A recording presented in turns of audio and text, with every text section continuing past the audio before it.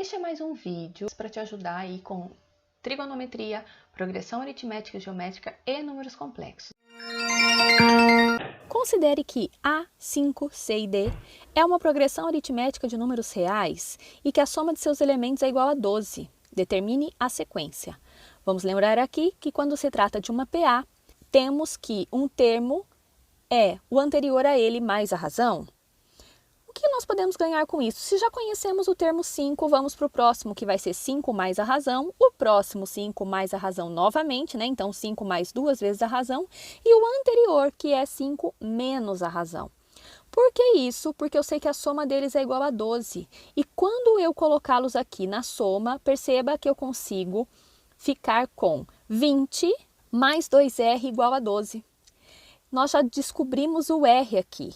Então, inicialmente a gente tinha um problema com A, C e D, eram 3 incógnitas, mas como nós temos que se trata de uma PA, nós reduzimos para uma incógnita só. E o que ganhamos com isso? A sequência, olha que legal. 5 menos a razão vai ficar 9, o próprio 5 que nós já sabíamos. 5 mais a razão vai ficar 1 e 5 mais o dobro da razão vai ficar 5 mais o menos 8, que vai dar menos 3. Então, essa é a nossa sequência, que tem como segundo termo 5 e cuja soma dos elementos dá 12. Sabe-se que x mais 3, 4x mais 2 e 6x mais 3 são, nessa ordem, 3 termos consecutivos de uma PG crescente e constituem as medidas dos lados de um triângulo escaleno.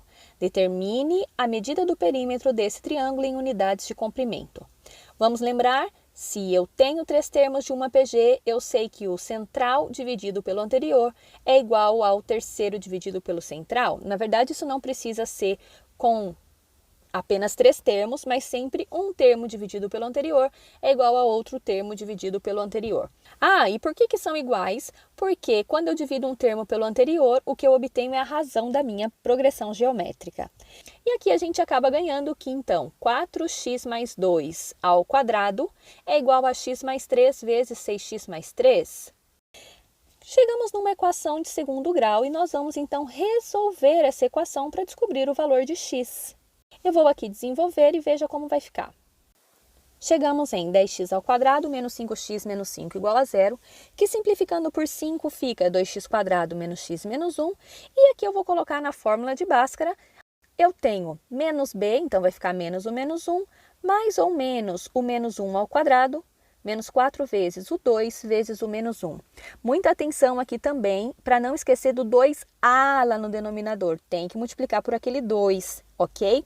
E ainda, cuidado, é um erro muito comum lá dentro da raiz, se enganar com os sinais. Então, olha lá, eu tenho 1 e menos 4 vezes 2 vezes menos 1 vai dar mais 8, certo? Então, perceba, o x ficou 1 mais ou menos 3 sobre 4, ou seja, 1 mais 3 sobre 4, que dá 4 sobre 4, que é 1, ou ainda 1 menos 3 sobre 4, que dá menos 2 sobre 4, que é menos meio. Temos então que se o x é 1, nós vamos ter 1 mais 3, 4, 4 mais 2, 6 e 6 mais 3, 9. Temos então aqui o nosso triângulo, cujo perímetro é 19. Se A1, A2, A3, até A13 é uma progressão aritmética cuja soma dos termos é 78, determine o A7. Vamos lembrar aqui que a soma dos termos de uma PA a gente obtém fazendo A1 mais AN vezes N sobre 2. Ok, o que nós ganhamos aqui então, como o nosso N é 13, temos que A1 mais A13 vezes 13 dividido por 2 tem que dar 78. Aqui eu posso dizer então que A1 mais A13 vai ser igual ao dobro de 78 dividido por 13, percebe?